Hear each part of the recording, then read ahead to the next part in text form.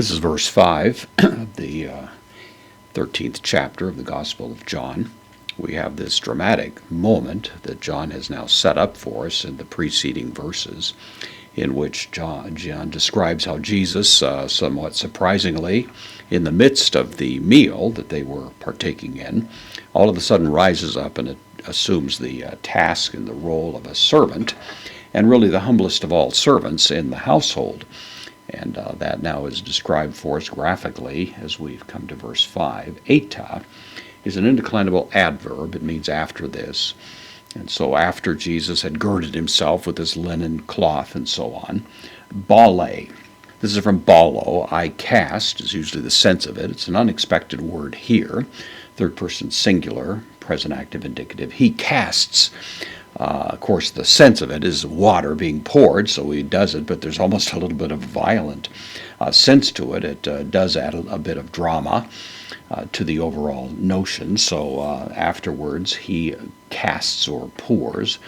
Hudor, water, of course, our word hydra, various forms in English comes from that. This is the singular accusative of that. So he casts water. Ace, preposition, takes the accusative. Tone, the accusative. Singular article here, masculine. So into the, and then niptera. This is from nipter. It's declined the same way as pater. This is a word that means a bowl, a basin. It's especially a basin that's used in connection with washing, as we'll see highlighted in just a moment. So afterward, he casts water into the wash basin, would be the idea. Kai ergzato. This is from archo, is the word that means to rule. Archomai means to begin, the middle form of that, and this is the third person singular aorist middle indicative of that verb. So he began, so he puts the water in the bowl and began.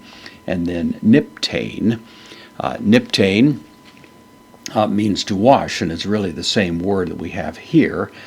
So the wash basin, and then it leads to the washing that's going on now. Nipto is the primary verb here. This is the present active infinitive, so he began to wash. And then tous, the accusative plural, masculine article, tous podos, the feet. Of course, you know the word podiatry and others from this, so he begins to wash the feet. Tone, genitive, plural, masculine, tone, mapheton, of the disciples. So he puts the water in the bowl, begins to wash the disciples' feet, and then kai, ekmasein. This is from ekmaso. This means to wipe. It's the idea. It's a present active infinitive once again. So he washes their feet and then begins to wipe their feet. And then to lentio. This is from lention, or lention actually, the word that we saw in the preceding verse. This means a towel or a linen with which he had girded himself.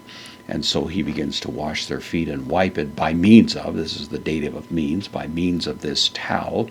Ho, the dative of the relative pronoun here, by which is the idea. Ain, was, from ami, this is the third person singular, imperfect active indicative, and then the participle here, diods onumi.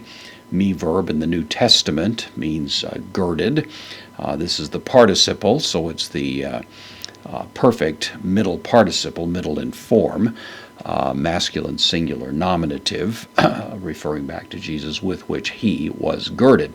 So, of course, the sense of it is pretty straightforward, although there's some unusual vocabulary sprinkled through here. But he takes the water, puts it into the bowl, begins washing the disciples' feet, using the towel, the servant's